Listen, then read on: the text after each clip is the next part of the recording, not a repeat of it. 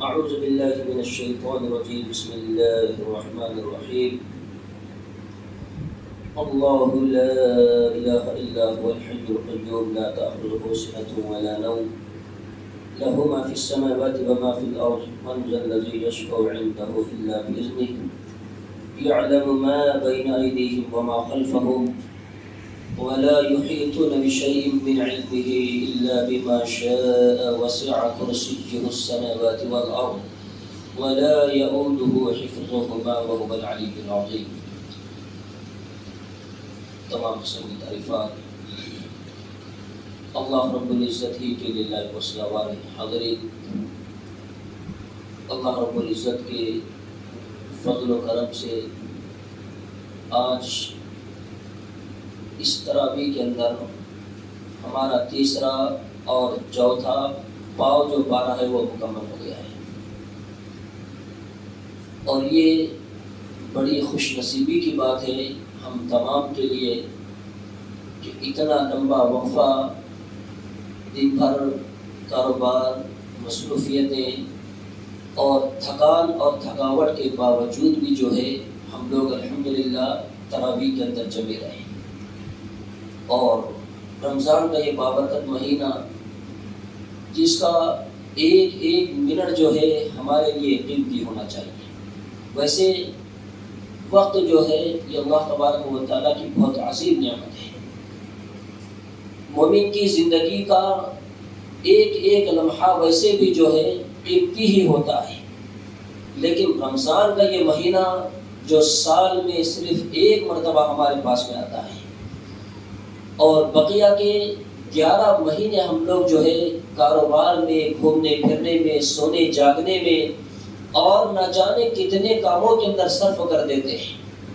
لیکن اس مہینے کو ہم غنیمت جان کر اس میں ہم جتنا زیادہ وقت دے کر عبادتیں کریں گے تو یقیناً یہ ساری عبادتیں عند اللہ بہت زیادہ مقبول ہوں گی انشاءاللہ. اور ویسے بھی رمضان میں نیکیاں کرنا، چاہے وہ چھوٹی نیکی ہو یا بڑی نیکی ہو، نیکی بہرحال نیکی ہے. تو رمضان میں کی جانے والی جو نیکیاں ہیں اللہ ایک نیکی کا بدلہ 7 گنا بلکہ اس ایک نیکی کو جو ہے 700 گنا تک بڑھا کر دیتے ہیں. تو قرآن مجید کا ایک ایک لفظ، ایک ایک حرف کو اس طرح 15-20 منٹ کھڑے ہو کر سننا، یہ اللہ تبارک و تعالیٰ کی مہربانی کے علاوہ کچھ بھی نہیں. اس میں ہمارا کوئی کمال نہیں. اللہ نے اگر ہمیں اپنے سامنے اگر 1 گھنٹہ مسلسل اگر کھڑا کیا ہے تو مطلب یہ ہے کہ اللہ رب العزت نے جو ہے ہمیں چن لیا ہے. بہرحال آج کا جو پارہ ہوا ہے اس کے اندر بہت ساری چیزیں جو ہیں قابل غور اور قابل عمل ہے. اس میں چند چیزیں ایسی بھی ہیں جو انسانی ذہن و دماغ سے بالکل ماورا ہے، ایسی چیزیں جو انسان کے ذہن میں بھی نہ آئے تیسرے پارے کے اندر. تو پہلی چیز مختصراً یہ ہے کہ اللہ رب العزت نے جو ہے حضرت عیسیٰ علیہ السلام کو جو ہے بغیر باپ کے پیدا کیا ہے. تو یہ معجزہ ہے، اللہ نے جو ہے حضرت عیسیٰ کو بغیر باپ کے پیدا کیا.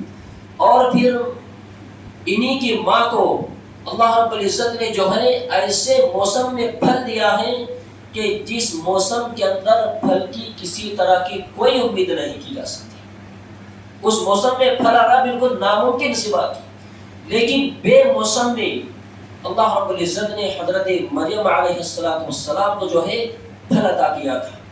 اور تیسری ایک عجیب و غریب بات اس سورہ کے اندر یہ بیان کی گئی ہے کہ اس میں حضرت زکریا علیہ السلام جو اپنی زندگی کے بالکل آخری مرحلے میں پہنچ چکے تھے، جن کی کمر ٹیڑھی ہو چکی تھی، اس وقت اللہ رب العزت نے جو ہے حضرت زکریا علیہ السلام کو اولاد جیسی نعمت سے مالا مال کیا تھا. تو یہ حقیقتیں ہیں، ان سب باتوں پر ہمیں ایمان رکھنا ضروری ہے. دوسری ایک بات یہاں پر ہمارے لیے قابل عمل جو ہے قرآن مجید تو ویسے پورے ہی فضیلتوں سے بھرا ہوا ہے، قرآن مجید کا ایک ایک حرف فضیلت سے بھرا ہوا ہے، لیکن چند چیزیں، چند صورتیں، چند آیتیں، چند پارے ایسے ہیں کہ جن کی فضیلت جو ہے کچھ زیادہ ہی ہے۔ تو انہی میں سے ایک آیت ہے جس کا نام آیت الکرسی ہے۔ آیت الکرسی ہم میں سے اکثر لوگوں کو یاد ہوتی ہے، لیکن اس کا صرف یاد ہونا ہی اور یاد رکھنا ہی کمال نہیں ہے، بلکہ اس کو کہاں عمل میں لانا ہے اور کب اس کو پڑھنا ہے، کیسے پڑھنا ہے، وہ ہمارے لیے زیادہ ضروری ہے۔ تو ایک صحابی رسول حضرت ابن اسقع رضی اللہ تعالیٰ عنہ کہتے ہیں کہ اللہ کے رسول صلی اللہ علیہ وسلم جو ہے صفہ پر، جو مہاجرین کی رہائش گاہ تھی، ایک چبوترا تھا، وہاں تشریف لائے تو ایک آدمی نے آپ صلی اللہ علیہ وسلم سے پوچھا، یا رسول اللہ، قرآن مجید کے اندر سب سے زیادہ بڑی اور سب سے زیادہ عظمت والی کون سی آیت ہے؟ تو اس میں صحابہ کرام کے علم دین کو سیکھنے کی جو لالچ تھی وہ ہمیں پہلے معلوم ہوتی ہے کہ قرآن کے بارے میں غور و فکر کرنا، قرآن کی کون سی آیت اچھی ہے، کون سی زیادہ آیت عظمت والی ہے۔ بہرحال تو اس شخص نے اللہ کے رسول صلی اللہ علیہ وسلم سے سوال کیا تو آپ صلی اللہ علیہ وسلم نے فرمایا، اللہ لا الہ الا هو الحی القیوم۔ اس چھوٹی سی آیت کریمہ کے اندر 17 مرتبہ اللہ تبارک و تعالیٰ کا ذکر ہے، اور دوسری اس آیت کریمہ کی جو خصوصیت ہے، ہمارے مال کی حفاظت، ہمارے جان کی حفاظت اور ہمیں وسوسوں سے، برے خیالات سے بچانے کے لیے یہ آیت کریمہ جو ہے بہت زیادہ مفید ہے۔ حضرت ابو ہریرہ رضی اللہ تعالی عنہ کا وہ مشہور واقعہ جس کو امام بخاری رحمۃ اللہ علیہ نے بیان کیا ہے کہ اللہ کے رسول صلی اللہ علیہ وسلم نے جو ہے حضرت ابو ہریرہ رضی اللہ تعالی عنہ کو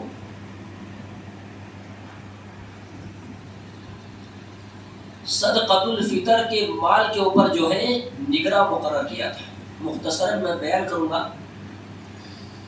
تو حضرت ابو ہریرہ کہتے ہیں کہ مجھے صدقے فطر کی حفاظت کے لیے محافظ بنا کر مقرر کیا گیا۔ تو اسی دوران رات کے وقت جو ہے ایک شخص وہاں پر نمودار ہوا، ایک شخص آیا اور اس غلے سے، اس مال میں سے جو ہے مال کو بھرنے لگا، سمیٹنے لگا۔ حضرت ابو ہریرہ رضی اللہ تعالی عنہ نے اس کو پکڑ لیا۔ پکڑنے کے بعد اس نے منتیں سماجتی کی، حضرت ابو ہریرہ سے کہا کہ میں غریب آدمی ہوں، بچے کچے والا ہوں، لہذا مجھے جو ہے چھوڑ دیا جائے۔ حضرت ابو ہریرہ نے جو ہے اس کو چھوڑ دیا۔ صبح اللہ کے رسول صلی اللہ علیہ وسلم کی خدمت میں حاضر ہوئے تو آپ نے حضرت ابو ہریرہ سے پوچھا کہ ابو ہریرہ، رات میں تمہارے قیدی کا کیا ہوا؟ حضرت ابو ہریرہ نے کہا کہ اللہ کے رسول، ایسا ایسا معاملہ ہوا، اس نے مجھے محتاجی، غریبی اور تنگی کا جو ہے واسطہ دیا اور کہا کہ میرے بچے کچے ہیں، مجھے مال لینے دیجیے، تو میں نے اس کو چھوڑ دیا۔ اللہ کے رسول صلی اللہ علیہ وسلم نے کہا کہ وہ پھر کل آنے والا ہے، وہ چور جو ہے پھر کل آئے گا۔ دوسرے دن پھر وہ شخص جو ہے نمودار ہوا اور پھر اسی غلے سے جو ہے مال بھرنے لگا۔ حضرت ابو ہریرہ رضی اللہ تعالی عنہ نے اس کو پکڑ لیا اور کہا کہ اب میں تجھے جو ہے اللہ کے رسول کی خدمت میں ضرور حاضر کروں گا۔ اب وہ شخص جو ہے پھر منتیں سماجتیں کرنے لگا، ابو ہریرہ میرے بچے کچے ہیں، غریب آدمی ہوں، میرے پاس کھانے پینے کے لیے کچھ نہیں ہے، آپ میرے حال پر رحم کریں اور مجھے چھوڑ دیں، اب میں وعدہ کرتا ہوں کہ دوبارہ کبھی مال چرانے کے لیے نہیں آؤں گا۔ حضرت ابو ہریرہ کہتے ہیں کہ میں نے پھر اس کو چھوڑ دیا۔ پھر صبح اللہ کے رسول کی خدمت میں حاضر ہوئے، اللہ کے رسول نے وہی سوال کیا کہ ابو ہریرہ تمہارے قیدی کا کیا ہوا؟ کہنے لگے اللہ کے رسول، پھر اس نے غریبی کا واسطہ دیا اور مجھے اس کا حال جو ہے بہت برا معلوم ہوا، میں نے اس کو چھوڑ دیا۔ اللہ کے رسول نے کہا کہ اب وہ تیسری مرتبہ بھی آنے والا ہے۔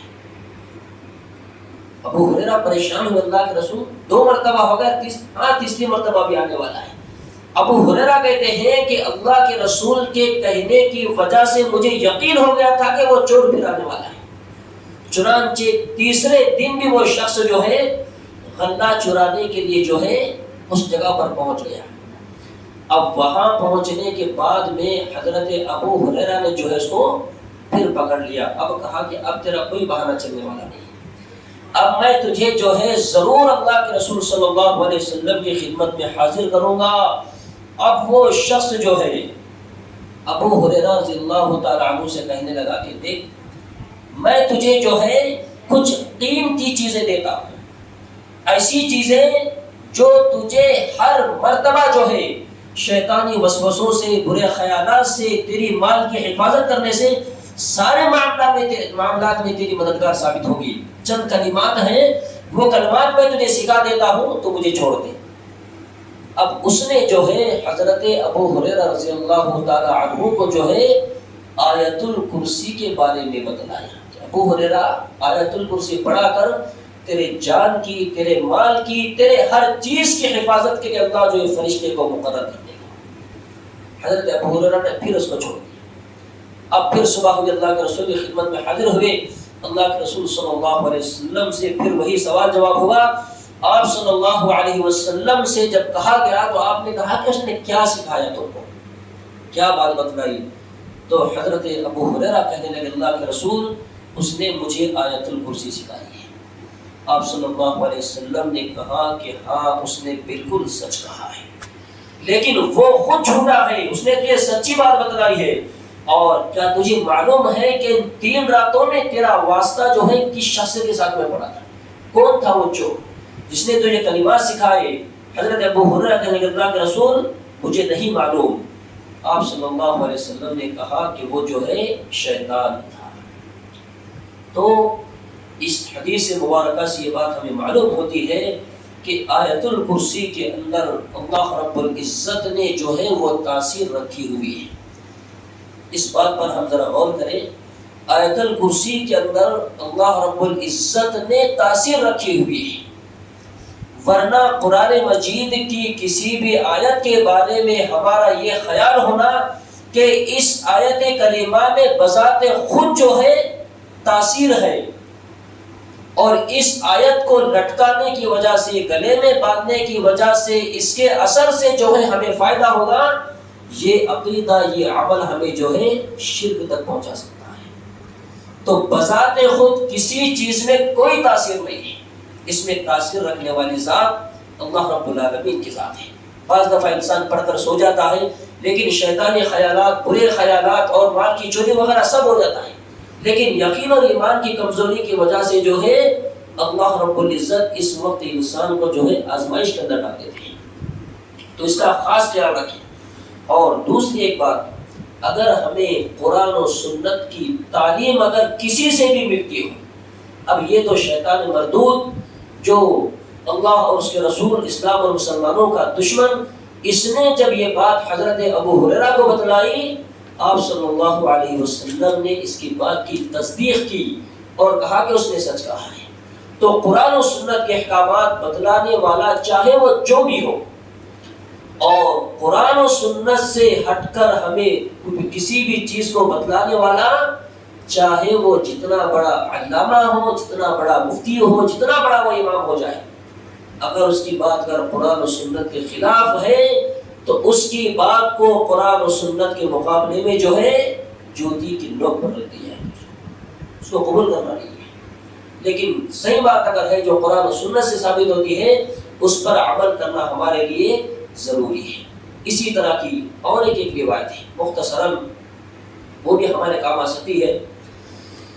تو اس حدیث کو بیان کرنے والے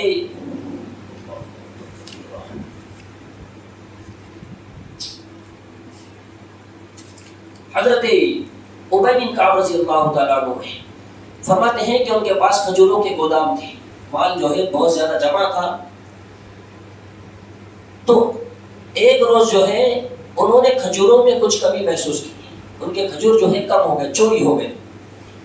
تو رات کی نگرانی کے لیے وہ جو ہے بیٹھ گئے۔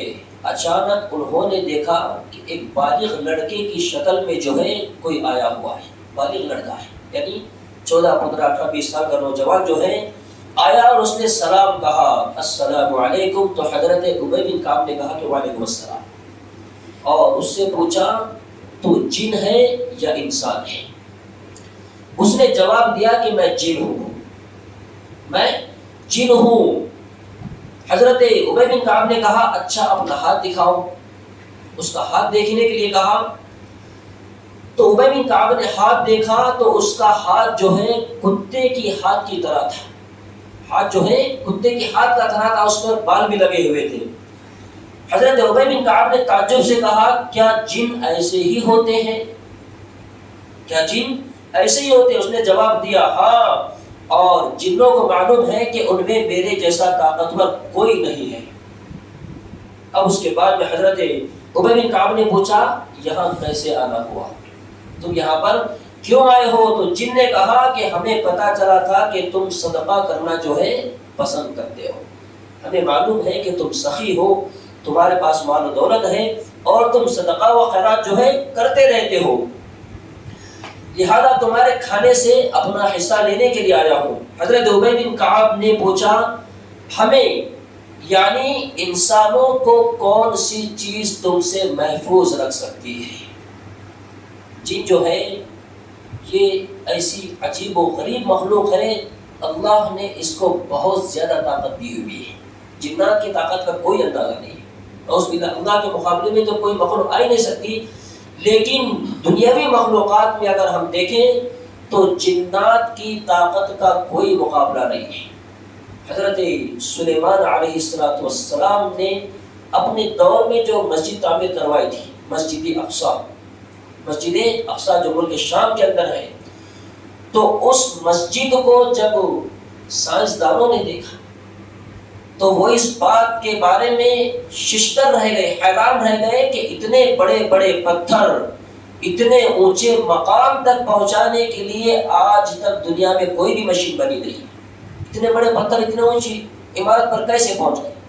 تو پتہ چلا کہ وہ مسجد جو ہے حضرت سلیمان نے جناتوں کے ہاتھوں سے بنوائی تھی، تو آج تک وہ مشین پیدا نہیں ہوئی جو جناتوں کے برابر کام کر سکے، اتنی بڑی طاقت اللہ نے جناتوں کو دی ہے۔